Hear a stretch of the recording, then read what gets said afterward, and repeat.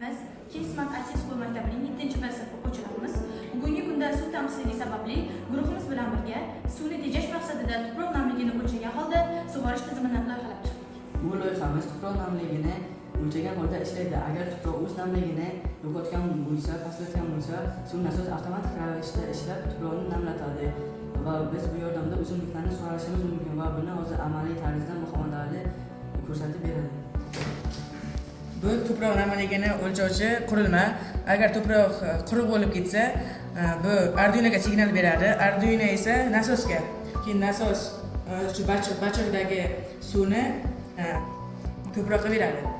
Hozir buni ishlashini ko'rsatib beraman. Hozir bu ikkita svet yonib turibdi. Demak, tuproq nam degani.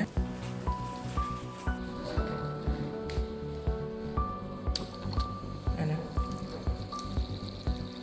O'chirib o'chadi.